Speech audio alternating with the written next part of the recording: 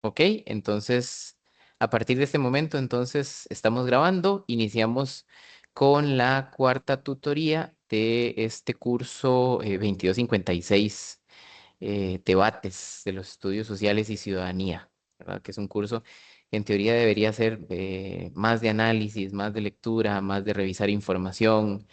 Y ya vamos cerrando, vamos cerca de las últimas actividades. De la última actividad vamos a hablar ahora al final de la tutoría para que podamos estar lo suficientemente claros. Hay un foro de acuerdos y todo al respecto, pero hablaríamos rápidamente. Si tienen alguna duda, hablaríamos rápidamente al final.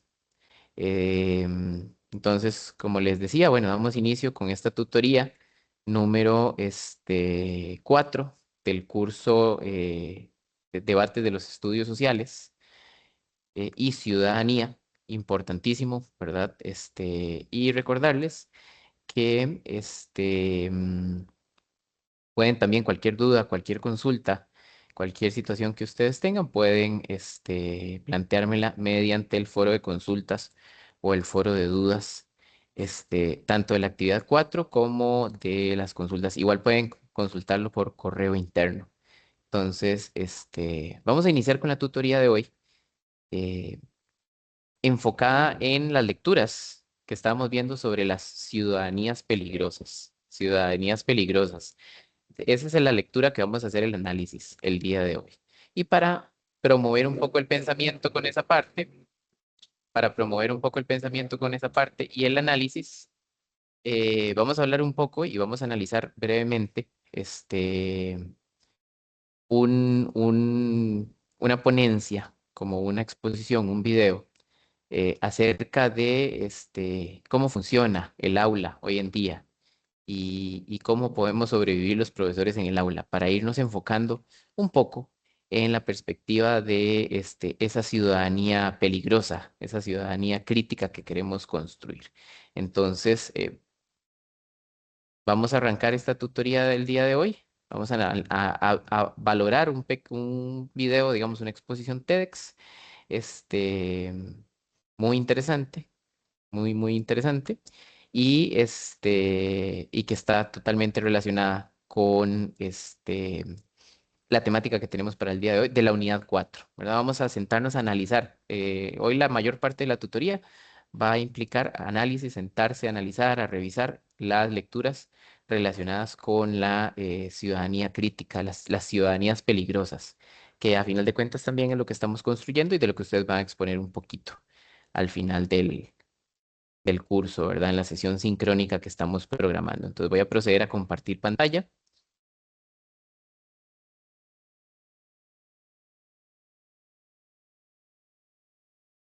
Si hay algún problema y no se escucha el video, ustedes me indican.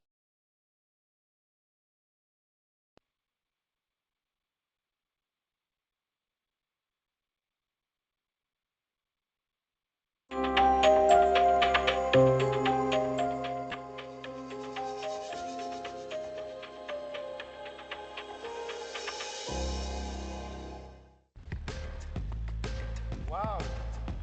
¡Cuánta gente! Mirá allá atrás, qué impresionante. Qué bueno, qué bueno. Denme un segundo que ya estoy con ustedes, ¿eh? Un segundo nada más. Bueno, cabeza, anda a la escuela, ¿eh? Portate bien, hacele caso a la maestra, ¿eh? Dale, después me contás cómo te fue. Chau, cabeza, chau. ¿Para qué voy a ir yo? Si ni me usan, ¿para qué voy a ir? Así que bueno, esto es un poco un chiste, un humor, y además da mucho calor, pero no importa. Lo importante es marcar, es impactar. Oh, ahí va, ahí me saco, me desnudo un poco para ustedes. Acá estoy. Esperen que todavía no terminé. Me tengo que bajar un poco el pantalón que me apretaba un poquito, pero no importa. Ahora sí, feliz. Acá estoy. Buenas, buenas. Me queda algo más. Ahora sí. Ahora estoy con ustedes. Esto que fue una cosa de impacto, como broma o chiste, tiene algo de tremendo que ya lo estamos viendo y escuchando en cada uno, ¿no? Con Victoria, con Carolinas, con las dos Carolinas. Y esta cabeza que se fue, ¿no? Se fue, pero quiero que se vaya un ratito más. Dale. Andate un ratitito más. Me gusta que se vaya, miren, ahí está, ahí se va la cabeza de la escuela. Y después me va a contar cómo le fue, pero esto que parece exagerado, les cuento que no, ¿eh? Ahí les muestro, por ejemplo, esta es el aula de la universidad donde trabajo de la ULAM. Ahí entran mis alumnos, miren. Ahí están, ¿los ven? Ahí me están esperando. Pero en realidad, ¿con qué voy a trabajar? Con esto. Miren ahí. ¿No es tremendo? Y esto, en parte, se asocia mucho con lo que está pasando, que cada vez nos cuesta más y más, porque este modelo de aula que acabamos de ver ahí y que les muestro acá en esta imagen, es un modelo del siglo XVIII, ya lo deben haber escuchado, es un modelo prusiano. Un modelo prusiano del siglo XVIII, más de 200 años, no se puede creer. Tenemos la misma aula. Claro, un aula preparada ¿para qué? Los chiquitos sentaditos, con timbres, horarios fijos, nada de creatividad, preparados para ir a una fábrica. Miren la fábrica ahí al costado, se parece al aula. O peor aún, preparados para ser soldados y respetar órdenes y matar, asesinar. Esto es un poco la base de nuestra aula, ¿pueden creerlo todavía? Y mientras esperamos el cambio áulico, que ya está viniendo, vieron todas las charlas y todo lo que está pasando en el mundo, porque hay una necesidad tremenda, es un problema porque mientras el aula sigue así, el niño, la niña, el adolescente, desde que entra, se imagina un reloj, porque se quiere ir y no pasa nunca. E incluso nosotros nos esforzamos en enseñar y cada vez aprenden menos, cada vez nos ponen más tristes las notas, cada vez nos vamos más tristes del aula, cada vez nos va peor. Entonces, ¿qué vengo a hacer acá, desde Buenos Aires, de vuelta en este país que me encanta? ¿Qué vengo a hacer? Tengo este objetivo. Tengo el objetivo de mostrarles por qué es tan importante el cuerpo y el cerebro y su cabeza para el aprendizaje y para la enseñanza. Ese es mi objetivo.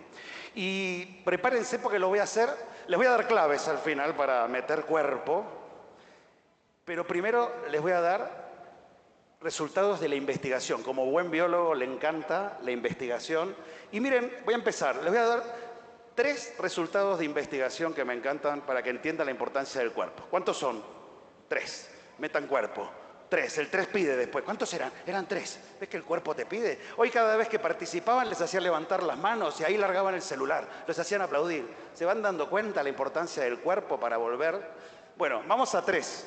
3 experimentos. Vamos al primero. Miren ahí. ¿Qué animal es ese? No ese que viene nadando, ese es parecido a mí, ¿no? Ese animal que es ahí, ¿qué es? ¿Saben? ¿Saben? Eso es una esponja de mar. Aunque no lo puedan creer, es un animal que está en la Tierra hace 650 millones de años. Es el primer ser vivo de millones y millones y millones de células, como nosotros. El primer animal multicelular. ¿Y qué tiene de interés? ¿Por qué lo traje al test? ¿Qué tiene que ver una esponja, Hernán, acá? Por más biólogo que sea, ¿qué tiene que ver? Bueno, prepárense porque este animal, hay machos y hembras. Se reproducen, la pasan bien las esponjas, ¿sí? Tienen agujeros por donde circula el agua y de ahí entra el alimento, ¿sí? Y regulan la velocidad del líquido. Incluso si viene una tormenta, cierran los agujeros para que no les entre arena. Tienen larvas que salen y nadan y se guían por la gravedad y por la luz. Y ahí viene lo loco. ¿Están preparados? No tienen sistema nervioso. No tienen cerebro, no tienen una maldita neurona. ¿Pero qué tienen? Cuerpo.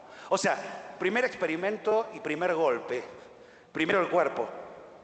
Primero apareció el cuerpo. Primero apareció el cuerpo. Y después, si seguimos, en la evolución aparece esta belleza, miren. ¡Wow! Las medusas. A mí me picaban, cada vez que me metía al mar me picaba alguna, pero las amo. Miren esas medusas, miren ese movimiento. Es maravilloso. Claro, ahí ya aparece el sistema nervioso, aparecen las neuronas. Aparecen neuronas sensitivas para captar estímulos, neuronas motoras para mover la medusa, interneuronas, ¿sí? Para integrar. Por eso esa medusa tiene una interacción con el ambiente perfecto. Para eso aparece el sistema nervioso, para que el cuerpo saque más beneficios del ambiente que lo rodea, obviamente. Pero el cerebro aparece en función del cuerpo, porque hay un cerebrocentrismo tremendo. Todo aparece en el cerebro. ¿Y el cuerpo?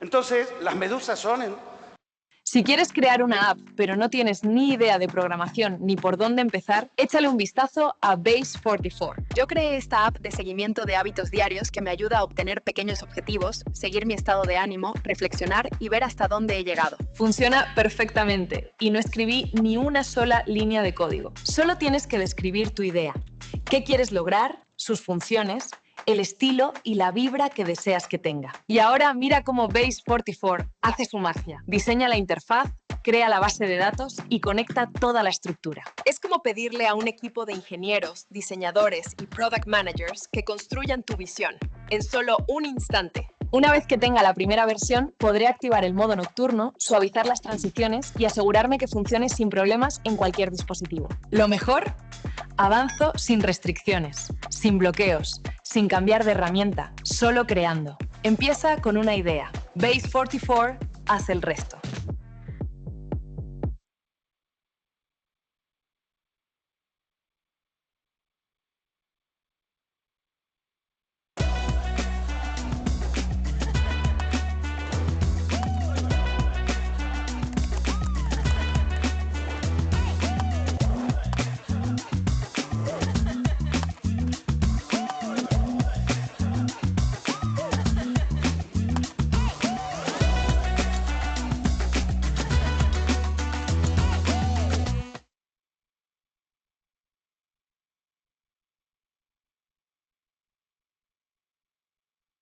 Las primeras que tienen sistema nervioso. Y si seguimos, aparecen los gusanos, los insectos, las planarias, y sigue la evolución, aparecen los peces, ¿sí? Los reptiles, las aves, ¿sí? Y llegamos a los primates, ¿no? Ahí vienen los primates, aparece el mono y el mono, hasta el hombre. Ahí ya el sistema nervioso ha evolucionado tanto que ya ese cerebro tiene un poder en el ambiente tan tremendo que en vez de mejorarlo lo está destruyendo. Miren el poder que tiene el ser humano y su cerebro. En vez de sacarle jugo al ambiente lo estamos haciendo pelota. ¿Estamos de acuerdo? ¿Queda bien claro entonces el primer experimento? O sea, vamos a la conclusión, ahí lo tiene. Pregunta de examen. ¿Qué apareció primero? ¿Y después? En función del cuerpo, para mejorar mi interacción con el ambiente. Ese es el primer experimento que me encanta. Vamos al segundo. El segundo se asocia con estos equipos que aparecen en el 80. En 1980 aparece el resonador magnético funcional. Salen carísimos, pero tienen la maravilla de que podés meter a alguien adentro y ver su sistema nervioso impecable. Miren cómo se ve. Antes había que esperar que se muriera y sacarle el cráneo. A ver. Desde el 80 podés ver lo que hay ahí adentro. Y lo más loco y más impresionante, se puede ver la función del sistema nervioso. Por eso hay tanta neurociencia ahora, tanto éxito, porque aparecen muchos más equipos. Pero bueno, con este equipo, en el 2017, esperen que me acomodo el micrófono, así el cuerpo no me molesta a la mente. Mientras el micrófono esté incomodándome, me distrae. ¿Ven el cuerpo y la mente? ¿Quién puede prestar atención a una TED si se está haciendo pis?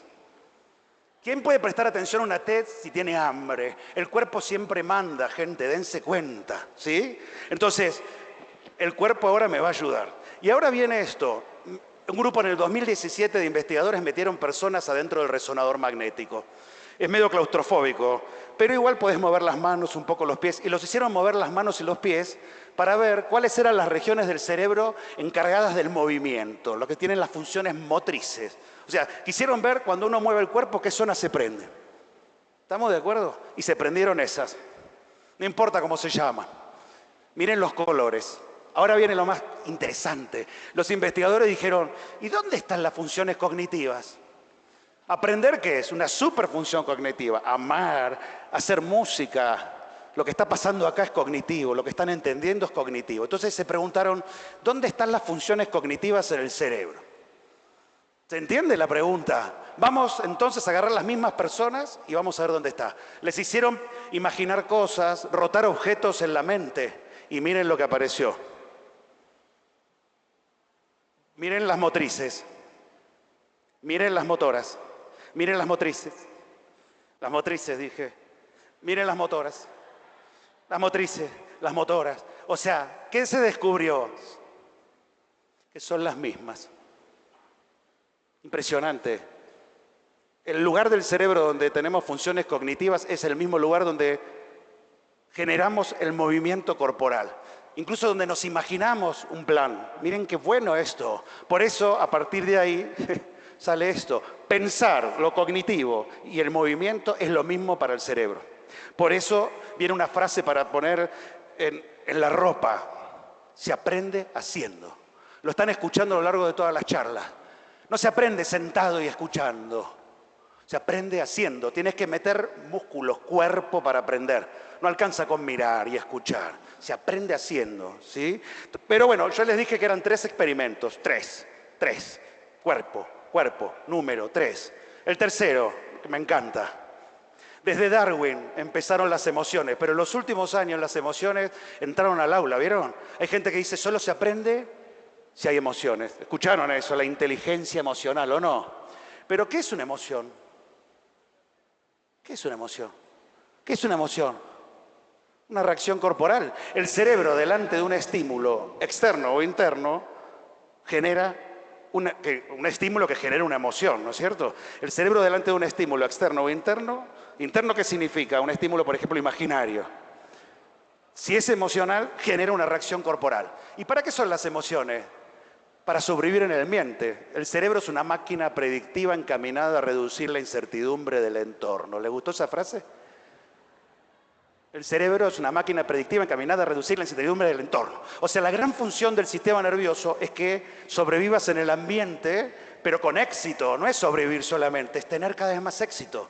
Entonces, ¿para qué son las emociones? La emoción siempre te dice, o interactúo o me escapo. Entonces, ¿quieres que tu hija hable inglés fluido, pero te preocupa tener que arrastrarlo a clases de inglés que no le gustan? Te entiendo perfectamente. La mayoría de las clases de inglés son aburridas. Esto significa que los niños no aprenden casi nada y luego las abandonan antes de terminar. Pero en English for Kids hemos creado la clase de inglés más divertida del mundo, con nuestros coaches dinámicos e inspiradores y nuestra metodología súper interactiva. Tu hijo te rogará que lo inscribas a nuestras clases. Y gracias a nuestro método revolucionario, también aprenderá inglés fluido mucho más rápido de lo que te imaginas. Son clases en vivo, en línea, con el mismo profesor increíble todos los días. Tenemos más de 8,000 reseñas de 5 estrellas, de padres asombrados por el progreso de sus hijos. Si tú quieres ver qué tan rápido tu hijo puede aprender inglés fluido, haz clic abajo y agenda una clase demostrativa gratis. Es una clase en línea en vivo, conmigo o una de mis increíbles colegas. A tu hijo le va a encantar, pero no esperes porque los cupos se llenan muy rápido.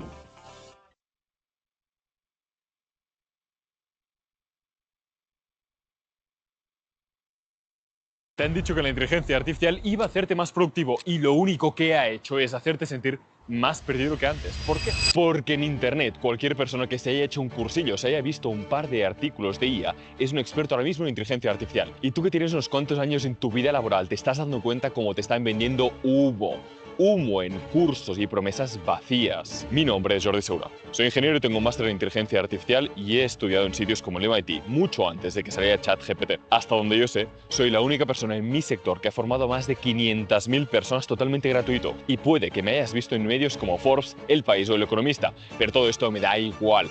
Implemento inteligencia artificial en mi día a día en empresas como Telefónica o CaixaBank y otras que no tienes ni idea de que existen. Empresas de tu pueblo, de mi ciudad, con 5 o 10 empleados y que todas consiguen ahorrarse tiempo. Cuando en el aula hay buena onda, cuando en el aula hay buena relación con mis docentes, con mi maestra, con mi maestro, con mis compañeros, me puedo equivocar, no pasa nada. No me bajan la nota, no me castigan. Estoy cómodo, hay rico olor en el aula, entra la luz, veo la naturaleza, como contaban Carolina. Cuando en esa aula está bueno, mis emociones son positivas y mi cuerpo quiere más. Se abre, la pupila se dilata, mi corazón late, transpiro, molesto, quiero más, profe, maestra, deme más, me encanta.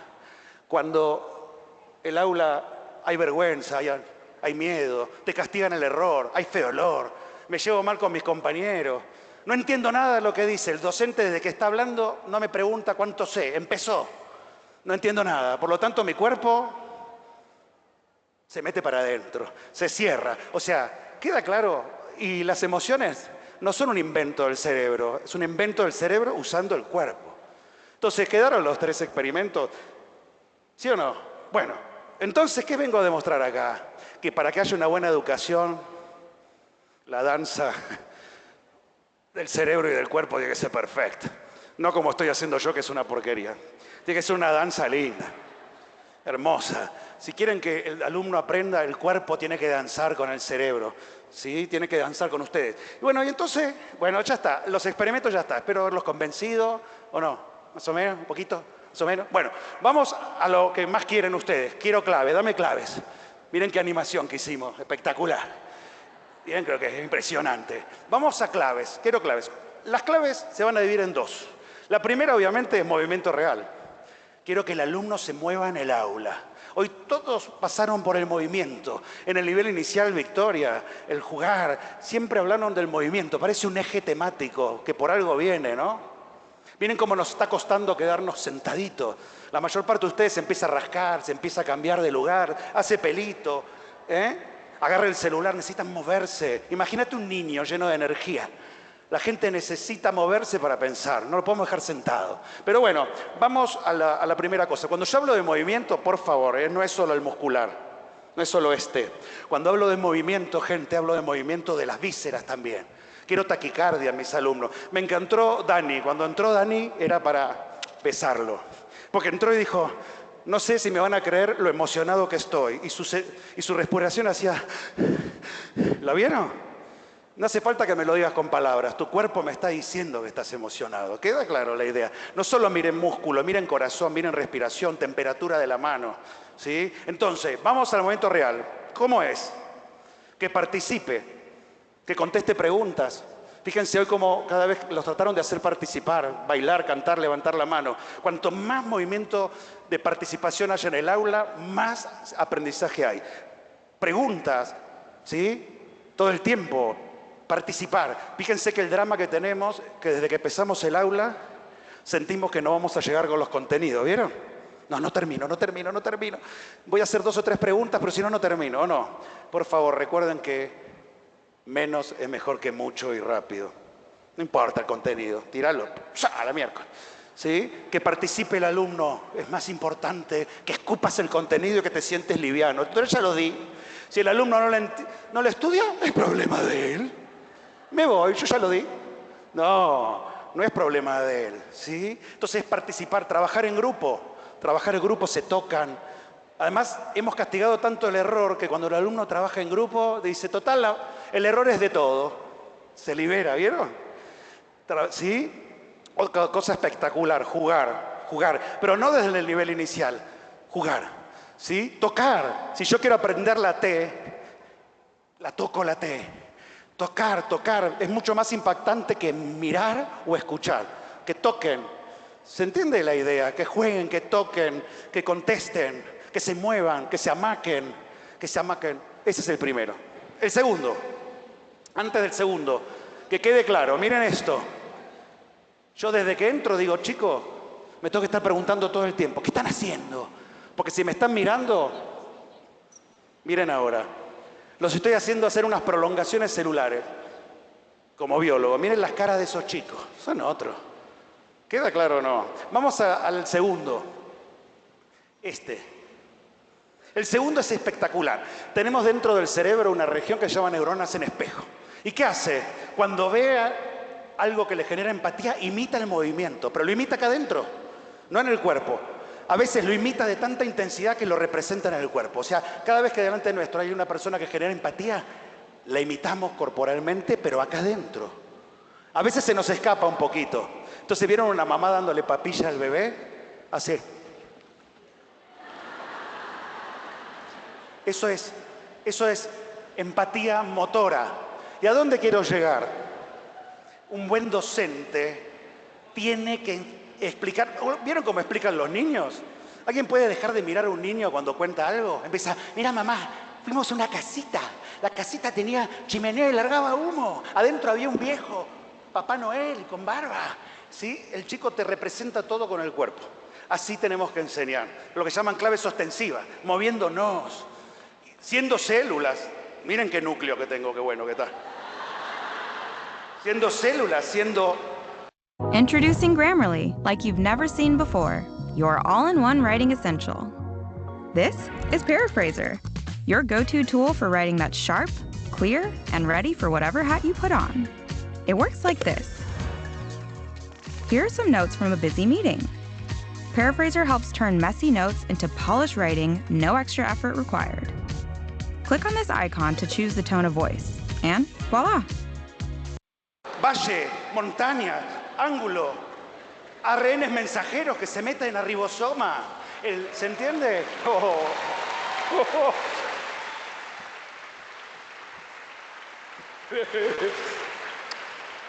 Oh, me gusta. Gracias. No me hagan. Queda claro. Fíjense esta frase que me encantó, que es de Damasio. Todo actor se mete en el cuerpo del personaje, visual y auditivamente. Y un buen docente, ¿qué tiene que ser? Meterse en el conocimiento en el cuerpo, incorporar el cuerpo. Si quieren triunfar en el aula, tienen que ser conocimiento, tienen que soltarse, tienen que hacer magia, cansarse, salir agotado, hacer piernas, hacer glúteo. Eso es enseñar. No estar sentado atrás de un asiento, porque te mueren todos, ¿sí? Bueno, creo que los habré convencido, ¿no? Pero Roberto me dejó un poquitito. Y antes de irme, ven esa frase, ¿no? La mente es el cuerpo y el cerebro en movimiento. ¿Quedó claro? Hay que poner cuerpo en la educación, es el objetivo principal. Pero antes de irme, ahí tienen, hay que poner el cuerpo en el centro de la educación. Creo que quedó claro. Pero antes de irme, como siempre, tengo una pregunta espectacular para hacerles. Una pregunta que cuando la aprendí me partió la cabeza. Miren esta. Estoy apretando cualquier botón. Ahí está la pregunta. Cuerpo, PowerPoint, cuerpo, PowerPoint, cuerpo. ¿Qué impacta más, cuerpo o PowerPoint? ¿Quedó claro o no quedó claro? Bueno, creo. Ay, por favor.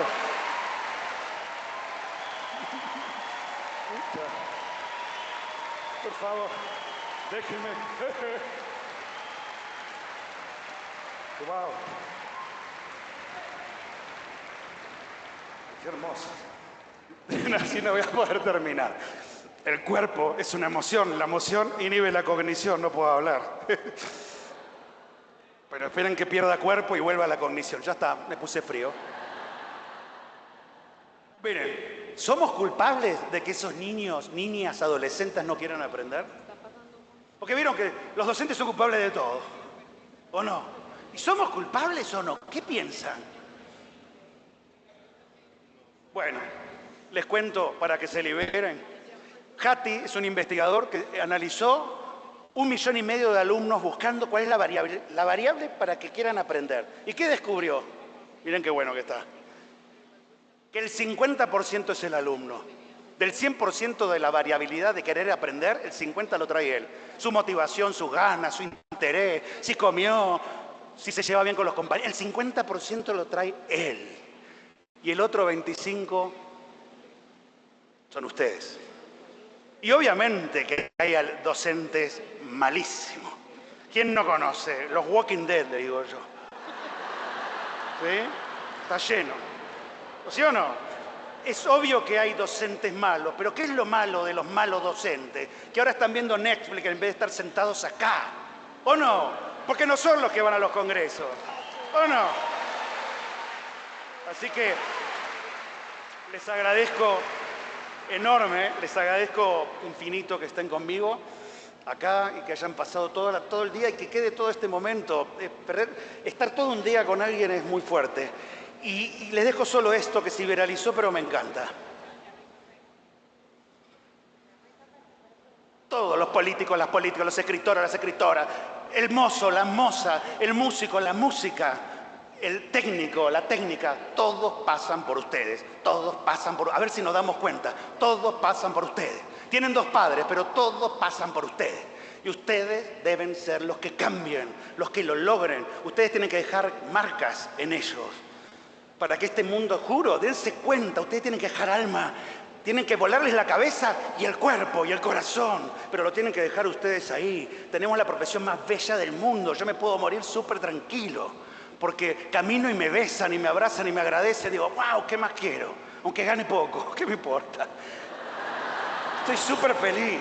Así que, gracias, gracias, gracias.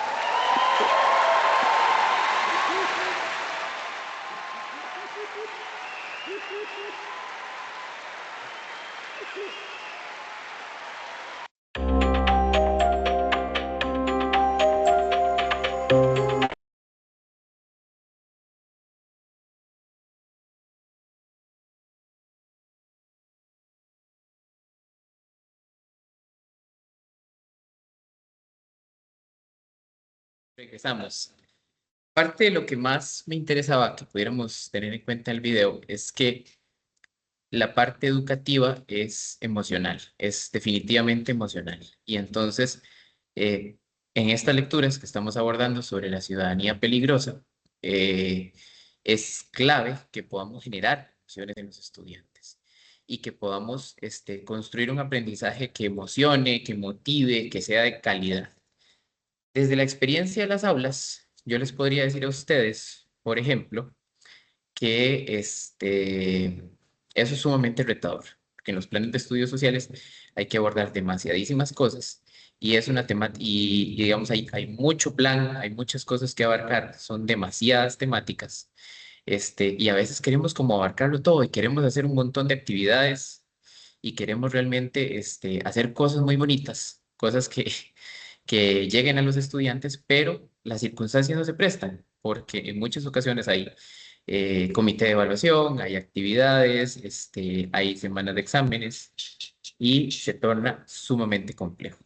Se torna sumamente complejo y es difícil abordar todas las temáticas. Mi consejo, mi sugerencia es que podamos escoger actividades en concreto, actividades específicas y que tratemos de que esas actividades sean críticas, de que surjan o sea, que fomenten el debate, que sean analíticas y que promuevan la criticidad. Vamos a empezar con la presentación del día de hoy. Voy a compartirles pantalla en este momento. Voy a cerrar por acá. Y regálenme un segundito para compartir.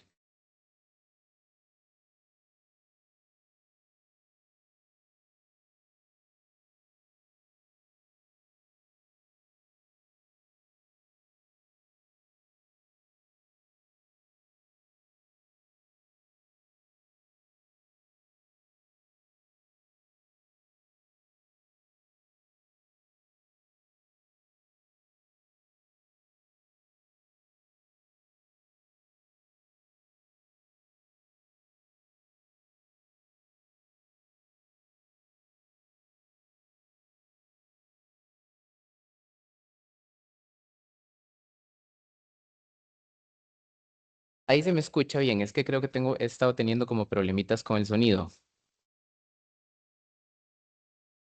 Sí, profe, ahí se escucha bien. Sí, Sí. profe, sí se lo escucha bien. Ok, perfecto. Entonces ahí en teoría ya estoy compartiendo pantalla, ¿verdad? Y se está viendo la presentación. ¿Me indican si se ve la presentación? Bueno, ahí me veo yo, pero aquí tendría que verse la presentación. Sí, Ok, sí, ahí se ve, per- profe. perfecto. Vamos a tratar de hacer lo más ágil posible la tutoría del día de hoy. Pero abordando los puntos principales, lo que más nos interesa es abordar las lecturas relacionadas con la ciudadanía peligrosa. Inicialmente, cosas que tenemos que tener en cuenta. Vamos a irlas puntualizando. La educación, número uno, no es neutral. Es decir, no podemos hablar de que la educación no se posicione políticamente y no pretenda modificar el mundo. Forma tipos de ciudadanos. Es decir, la educación va a incidir en qué tipo de ciudadanía tenemos. Y además, ahí es donde queremos construir como lo dice la lectura, una ciudadanía peligrosa, una ciudadanía que nos permita generar un enfoque crítico de lo que ocurre, de los hechos que tenemos y cómo podemos modificarlos, ¿verdad? Que tenga un enfoque crítico del poder. ¿Qué es la ciudadanía peligrosa? Eso es la lectura que hemos estado abordando. Hay los autores, hay diferentes autores. De hecho, en esta presentación rápida vamos a ver el posicionamiento de diferentes autores. el concepto que plantean Ross y Vinson, por ejemplo, del cuestionamiento, de la resistencia y de la transformación. Esa ciudadanía peligrosa se opone a una obediencia acrítica, que es lamentablemente lo que muchas veces se había construido desde las aulas, ¿verdad? Generar conocimiento, pero conocimiento desde la obediencia acrítica, ¿verdad? Es decir, reproducir, cantar el himno, saberse los símbolos patrios, pero no cuestionar nada de lo que sucede en la patria, que incluso era mal visto, ¿verdad? Cuestionar, por ejemplo, las acciones de un gobierno o las cosas que están mal en un país, se podía considerar como un tema de traición a la patria o de no ser lo suficientemente patriótico. Además, por ejemplo, podemos plantear por qué esa ciudadanía es peligrosa.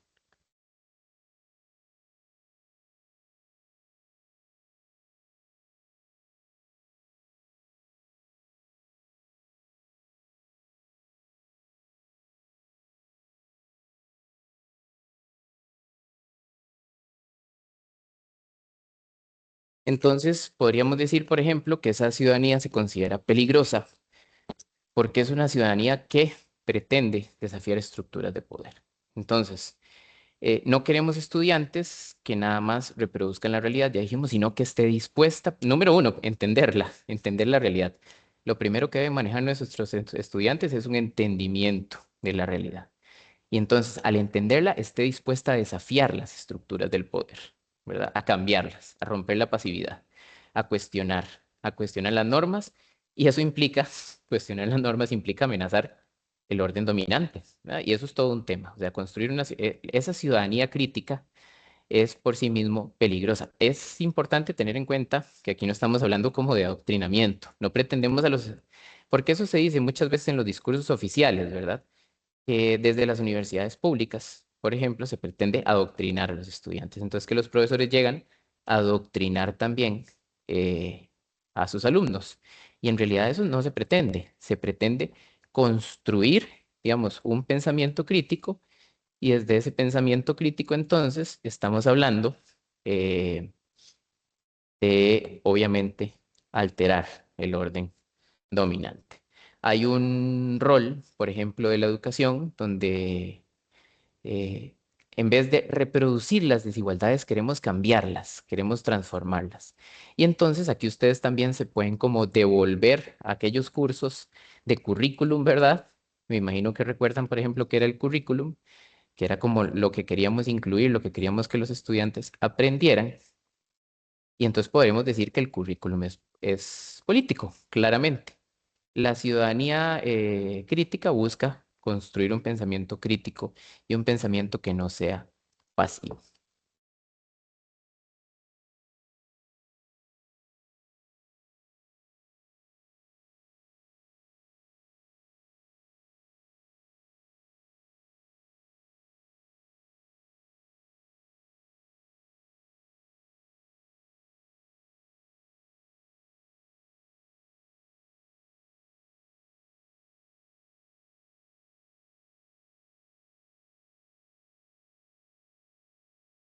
Ahora bien, ¿por qué les decía yo que bueno, aquí se me pasó la diapositiva, ¿por qué les decía yo que el currículum es político? ¿Alguno recuerda qué es currículum? Vamos a hacer un ejercicio de memoria. Vamos a dejar de compartir pantalla un momentito y vamos a hacer un ejercicio de memoria.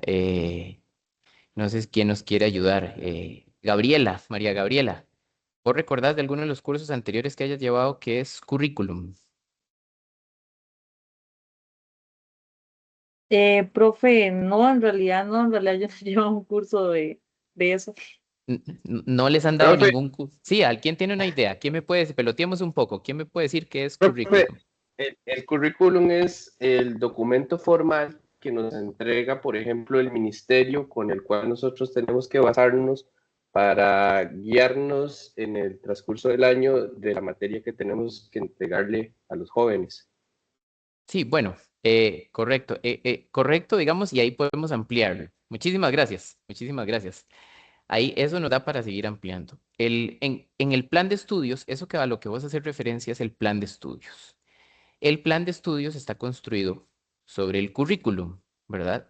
¿Y qué es el currículum? Todas aquellos saberes, aquellos conocimientos que la sociedad considera relevantes y necesarios para que los estudiantes aprendan, ¿verdad? Ese es el currículum. Y claramente el currículum es político, ¿verdad? Y político no es de que votaron por un partido o por otro, sino político del ejercicio del poder. Tengan muy claro, o sea, este concepto me interesa que lo tengan muy claro. ¿Qué es la política? La política no es elecciones cada 4 años.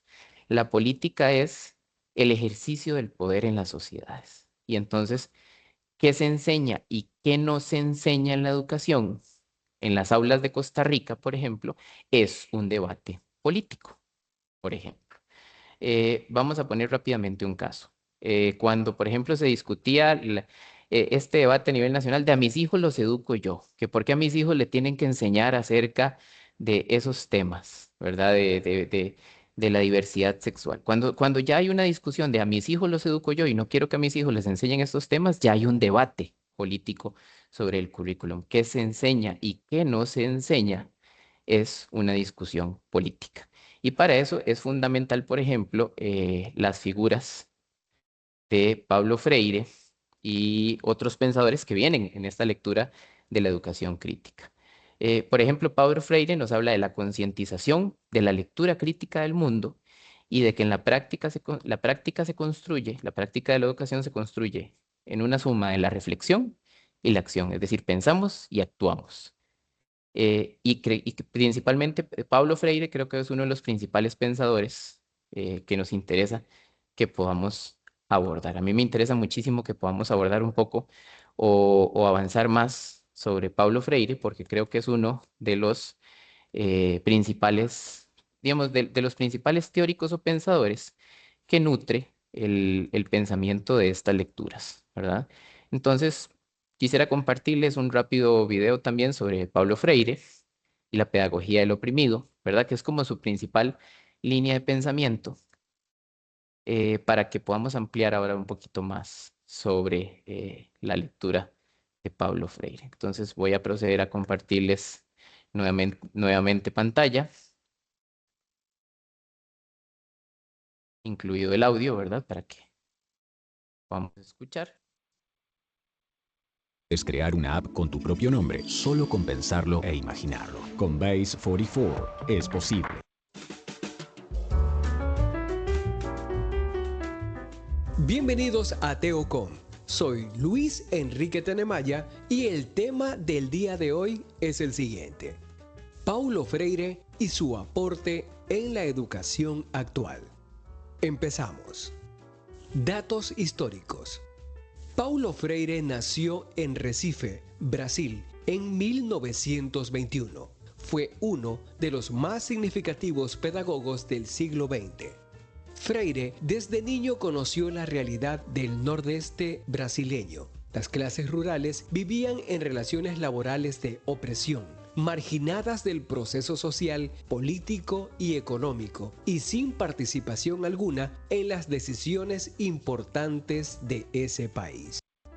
Paulo Freire intenta que sus coterráneos rompan su pasividad y silencio, logrando reconocer su fuerza transformadora y adquieran la capacidad crítica para relacionarse con la sociedad y así se liberen de ataduras.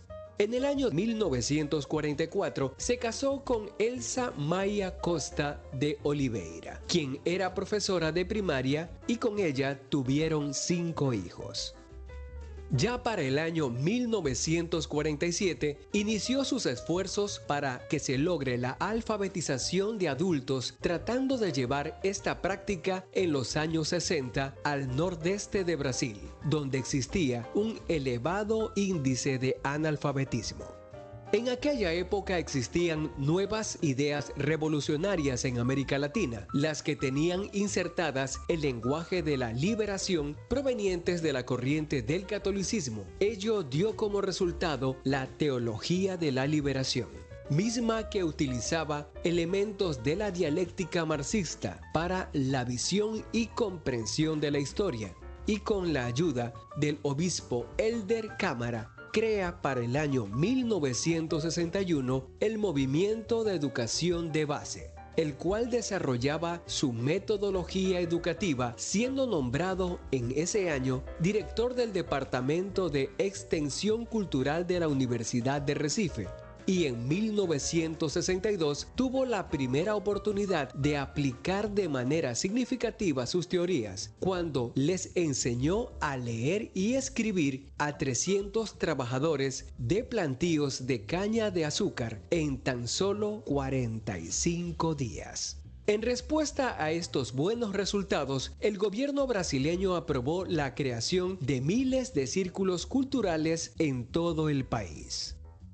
En 1964, con la llegada al poder del general Humberto Castelo Branco, fue detenido y tuvo que abandonar tiempo después su país. A pesar de ello, en el exilio ejerció como asesor educativo para diversas instituciones, entre ellas la UNESCO. Además, dentro de este breve exilio, estuvo en Bolivia y Chile durante 5 años, dentro del movimiento demócrata cristiano por la reforma agraria. Su literatura. Parte de sus ideas educativas quedaron plasmadas en diversos ensayos, entre los que destacan títulos como La educación como práctica de la libertad, en el año 1967, Pedagogía del oprimido, 1969, Educación y cambio, año 1976. La educación y la humanización.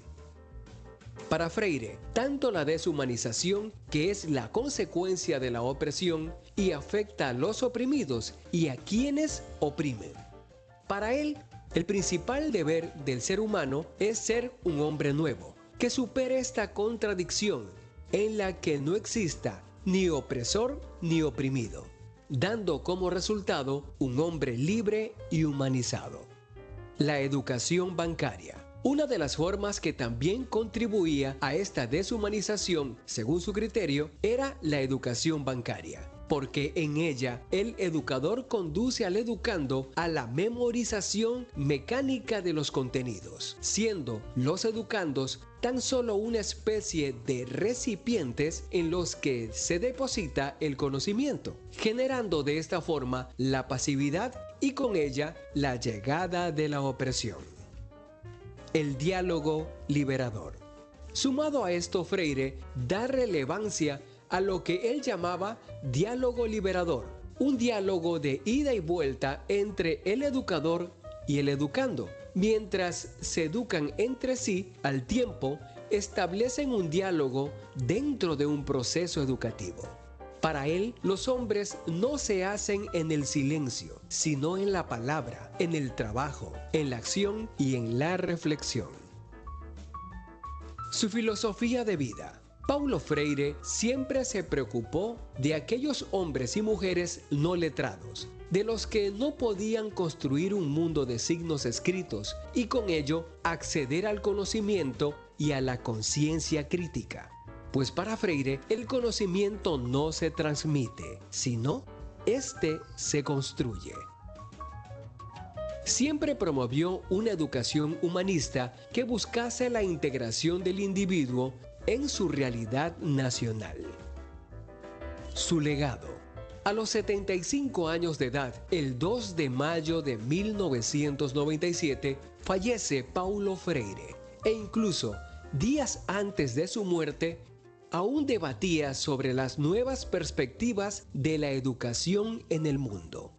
Su pensamiento pedagógico continúa vigente aún en nuestros días, y sus aportes sobre la alfabetización crítica emancipadora son un referente obligatorio para las nuevas generaciones.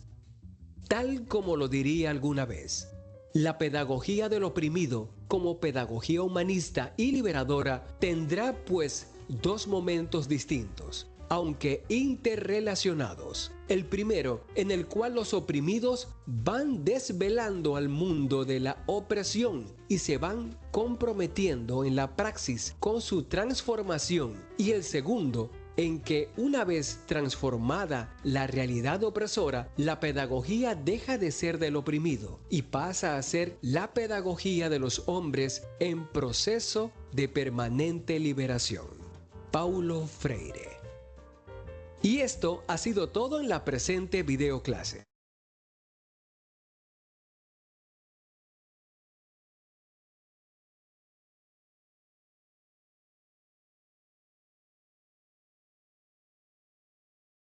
Regresar entonces a la presentación. Bueno, Paulo Freire es posiblemente uno de los principales teóricos relacionados con esta pedagogía de las ciudadanías críticas, ¿verdad? De las ciudadanías peligrosas, de esas ciudadanías que quieren generar transformación. Eh, y de hecho, digamos, la lectura hace mucha referencia a él y hemos hablado ya en otras ocasiones de Paulo Freire. Paulo Freire plantea o se plantea en contra de eso que se conoce como la educación bancaria, que nosotros lo vemos constantemente en nuestro sistema educativo, ¿verdad? Esa educación donde el profesor que sí sabe llega y le deposita conocimiento al estudiante y el estudiante llega y lo deposita, lo cambia como un cheque en un examen. Y eso es algo que estamos tratando de querer revertir en, por lo menos, los estudios sociales y los nuevos enfoques que hay en los estudios sociales. Vamos a regresar a la presentación y entonces, muy rápidamente, vean que Paulo Freire nos llama a la conciencia y a una lectura crítica del mundo. ¿Para qué? Para transformar. ¿Cuál es el principal aporte de Freire? La crítica a eso que ya les decía de la educación bancaria. Queremos un estudiante activo, no un estudiante pasivo, sino un estudiante activo que además construye una educación liberadora, es decir, que lo que se construye en la educación le permita al estudiante poder liberarse. Otro de los teóricos que viene aquí se llama Henry Giraud y habla de la educación como acto político y definitivamente la educación es un acto de poder, de empoderar a los individuos para que puedan conocer el mundo y tomar decisiones sobre él. Claramente, digamos, la educación debería promover la democracia participativa y una ciudadanía activa. ¿Cuáles son los principales aportes de Giraud dentro de la lectura? Vean que aquí estamos tratando como de abordar la lectura.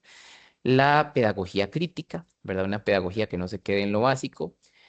Los espacios de resistencia, ¿verdad? Que la educación se convierta en un espacio de resistencia ante todas aquellas corrientes que tratan de vulnerar los derechos humanos y que claramente la escuela forma subjetividades, es decir, mi propia posición, no lo objetivo, ¿verdad? Una cosa es lo objetivo, pero la escuela debería formar subjetividades, es decir, crear en el estudiante su propia postura, su propia posición. Dentro de los mismos teóricos de las ciudadanías peligrosas también podemos encontrar Peter McLaren, que ya aquí obviamente el sistema predominante es el capitalismo, y entonces Peter McLaren plantea una pedagogía revolucionaria ya mucho más posicionada desde las ideologías políticas, que promueve la transformación social. Y para finalizar, creo que uno de los más grandes pensadores, que no es necesariamente educador, sino que Michel Foucault se mueve en muchas otras áreas, no necesariamente en la educación, habla de la educación también como elemento de poder y control social, ¿verdad? ¿Cómo quieren? Por ejemplo, voy a poner un caso muy específico, que es el caso de El Salvador, ¿verdad? Que entonces el mayor cambio que ha dado Bukele en la educación de El Salvador ha sido una ministra proveniente de las Fuerzas Armadas. Entonces, esa educación de que es más importante que los estudiantes vayan con el pelo recortado, sepan hacer abdominales, digan buenos días, que eso es muy importante, por supuesto, pero que termina teniendo como un tinte casi de una sociedad militarizada, ¿verdad? Vigilancia y disciplina. Véanlo ahí, por ejemplo. Sujetos obedientes. ¿Qué plantea Foucault? Foucault plantea una contraconducta, es decir, que la educación pueda generar conductas que rompan con eso, una resistencia al poder y una ciudadanía peligrosa. Para finalizar, Guy Debord plantea la sociedad del espectáculo, ¿verdad? Que muchas veces, lamentablemente, con el teléfono, con las redes sociales, con la inteligencia artificial, con el TikTok, hay un control mediante las imágenes y obviamente eso crea una cultura dominante. Aquí están en síntesis todos los pensadores que construyen desde la lectura de las ciudadanías peligrosas. Yo esta presentación de PowerPoint se las puedo facilitar a todas y a todos ustedes. En conclusión, ¿qué queremos? Una ciudadanía crítica y activa. Queremos que la educación sea transformadora y creemos que educar es parte de formar conciencia. La tutoría de hoy en realidad quisiera que fuera bastante rápida, bastante concreta, porque me interesa más que ustedes puedan analizar la lectura por sus propios medios y tratar de avanzar. Más bien quisiera preguntar si hay alguna duda o alguna consulta respecto a la actividad que tenemos sincrónica, ¿verdad? O cómo han ido avanzando con los grupos. No sé si hay dudas o consultas respecto a eso.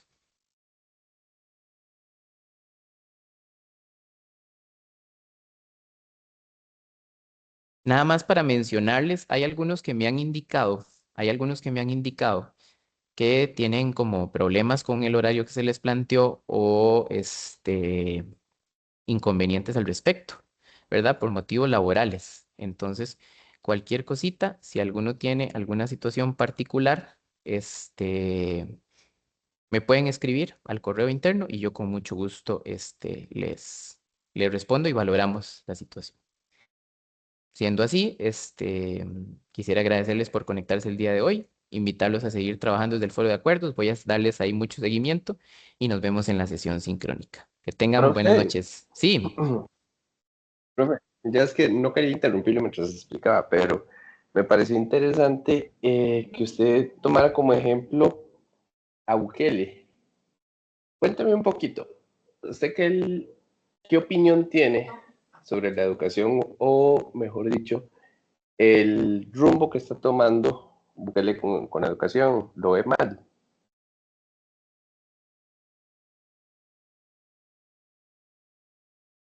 Perdón, ¿me puedes repetir nuevamente? Es que tengo como problemita en el internet. Entonces no sé si estoy escuchando, Ok, más bien no sé si me están escuchando. ¿Me están viendo? viendo no, pero sí lo escucho. Ok, vamos a tratar de arreglar. ¿Me puedes repetir mientras trato de arreglarlo de la cámara? Ok, es que usted puso como ejemplo a Bukele. Entonces me Ujú, dio un poco de curiosidad porque, bueno, ¿cómo lo explico más fácil? ujú, ¿A usted qué opinión le merece la ujú. educación o el rol que está tomando la educación en ese país? O sea, ¿le parece un mal modelo? Ok. Gracias por la pregunta. Ya ahora sí los escucho súper bien y creo que sí me veo, ¿verdad? Sí, Ok, esto es muy importante. Entonces veamos que, por ejemplo, la lectura, el nombre de la lectura va en la línea de ciudadanías peligrosas, ¿verdad? Entonces, vámonos al concepto. Vamos a aprovechar para pelotear un poco e irnos más atrás. ¿Qué es la ciudadanía? Es el ejercicio de la vida social de una persona con derechos y deberes. Eso es la ciudadanía. Y ahí le agregamos que es una ciudadanía peligrosa, es decir, una persona que es consciente de sus derechos y deberes y entonces está dispuesta a ejercerlos, a defender sus derechos y a ejercer y a cumplir con sus deberes. Y eso es peligroso para el sistema, ¿verdad? Porque el sistema actual de cosas eh, y el fin político de la educación en muchas sociedades es crear estudiantes que reproduzcan, ¿verdad?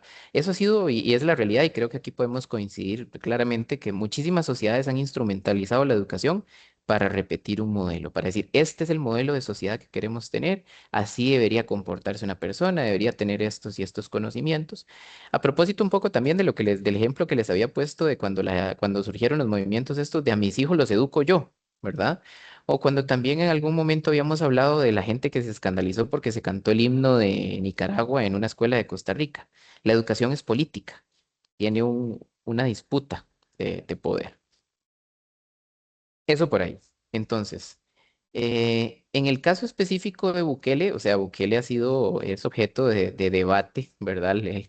Los gobiernos de Bukele son objeto de debate y de análisis político por los cambios que ha hecho en El Salvador. Ciertamente, o sea, uno podría decir, si lo ve desde una perspectiva superficial, que han sido cambios en su mayoría positivos, ¿verdad? O sea, en números concretos, la gente está contenta con Bukele porque, por ejemplo, eliminó casi que por completo el fenómeno de las maras, por decir algo. Entonces, ¿cuál ha sido el tema de la educación en El Salvador?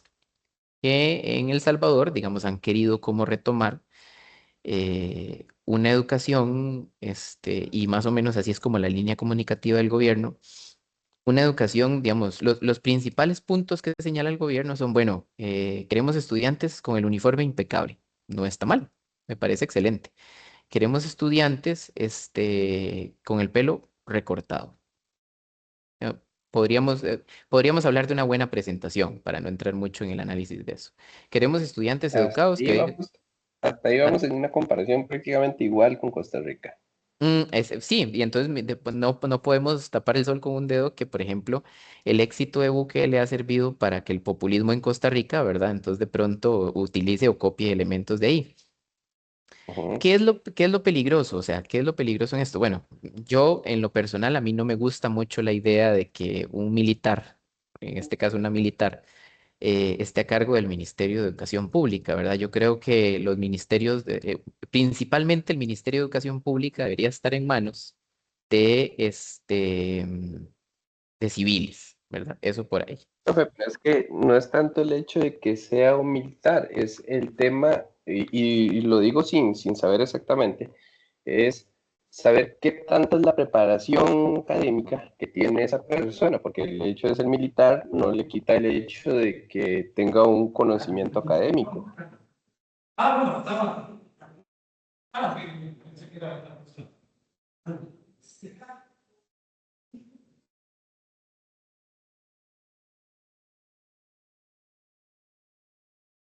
Perdón, me decías, es que creo que nuevamente se me cortó. Ok, que le decía que a mi parecer el hecho de que esa persona sea militar no le quita tal vez el mérito de los conocimientos académicos que tenga posteriores a su carrera, digámosle, militar. Ah, por supuesto. No, no, no, por supuesto. De hecho, yo considero que la señora es una gran profesional en temas de salud, porque ella es doctora, si no me equivoco, ¿verdad? Eh, yo consideraría en lo personal, digamos, porque eso también ha sido como un debate, ¿verdad? Es un debate de que si el ministro o la ministra de Educación debería ser Propiamente un eh, educador. propiamente un educador, correcto, ¿verdad? O debería ser economista o debería ser abogado o algo así por el estilo. En este caso en particular, yo creo que más el tema no es tanto la preparación académica, sino esa línea delgada que existe entre el mundo civil y el mundo militar, ¿verdad? De pronto eso es como lo que me preocupa un poco, ¿verdad? Yo preferiría, desde mi perspectiva y por los ejemplos que hay en América Latina, que los profesionales militares se pudieran encargar de la parte de defensa y de la parte militar y que la parte educativa o otros ministerios se encargaran la parte civil. Ahora, no descartemos a la ministra de Educación de El Salvador simplemente por ser militar. Tal vez el tema es que, por ejemplo, ella en muchas actividades educativas sale no vestida de civil, ¿verdad? Sale con su uniforme militar. Entonces creo que hay también la intención de transmitir un mensaje, ¿verdad? Hoy podríamos tratar de discutir la transmisión de ese mensaje, ¿verdad? Acerca de qué se está queriendo visualmente, qué se está queriendo transmitir acerca de cómo debe ser la educación y cuál es el tipo de educación. En todo caso, por ejemplo, tal vez para aterrizar, porque creo que podríamos armar un buen debate acerca de eso. Lo más importante del caso de El Salvador, o lo que más nos sirve para el análisis, es identificar que la educación es política, ¿verdad? Es decir, hay una intencionalidad política de poder al colocar una ministra y que, por ejemplo, la ministra en esos escenarios educativos em, salga vestida, por ejemplo, de militar, por ejemplo, por decir Ujú. algo, Sí, ¿verdad? te Hay una entiendo ese intención, punto, digámoslo. hay una Yo intencionalidad es que, política. digámoslo, yo lo veo, digámosle, de esta forma. En el contexto de Costa Rica, si hablamos ahorita, tal cual como está el tema de la violencia dentro de las instituciones, que inclusive se ha visto el caso de que prácticamente llevamos menos de medio año y ya van 2 muertes de 2 Ujú, jóvenes por pleitos entre ujú. instituciones. Eso, te voy a ser sincero, para mí es una cuestión que debería ser inaceptable. Y mucho de eso siento que se ha dado porque se ha dado mucha permisidad aquí en Costa Rica, se le ha dado demasiada libertad al estudiante prácticamente de hacer lo que le da la gana con esa famosa ley, creo que es La la 99, 99, 99.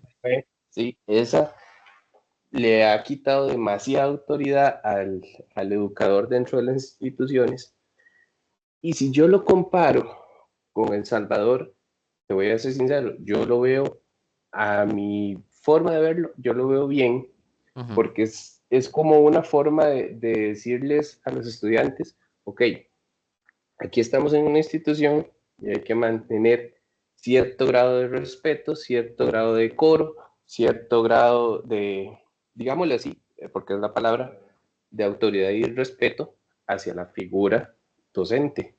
Ujú. Y aquí en Sí, Costa Rica siento que eso se ha perdido totalmente, o sea, es sí, un relajo completamente. yo en esa parte creo que coincidiría con vos, definitivamente en retomar la parte de la disciplina, los valores. Yo creo que en eso todos estaríamos de acuerdo. Lo que más me interesa, digamos, en este tema es que ustedes puedan identificar precisamente eso que estás haciendo, ¿verdad? Que es identificar que, por ejemplo, la educación tiene un contenido político y que es utilizada para transmitir mensajes sociales, ¿verdad? Definitivamente. Y eso es también parte de lo que me interesa y va a ser muy necesario en el ejercicio que ustedes están haciendo en el trabajo colaborativo, ¿verdad? Y que en la presentación sincrónica lo podemos también aprovechar para analizar y para plantear, ¿verdad? Entonces ahí tienen las lecturas. Creo que esa es una lectura muy rica que se le puede sacar muchísima cosa y que puede ser sumamente útil. Y como les digo, oye, pues yo estoy siempre disponible ahí en el foro de dudas y en el foro de consultas y también por correo interno para aclarar cualquier duda, tanto con la dinámica de la actividad propia o con la dinámica de la actividad escrita y con la dinámica de la actividad ya de presentación. Pero sí, definitivamente se presta mucho para el análisis y el debate. Entonces, jóvenes, bueno, muchísimas gracias de verdad por conectarse. Creo que pudimos abordar concretamente, ¿verdad? Los elementos que teníamos que ver hoy. Desearle lo mejor en esta actividad que nos queda y nos vemos en la sesión sincrónica. Que tengan linda noche. Muchísimas gracias. Buenas noches, profe, por allá. Bueno, muchísimas gracias. Hasta luego.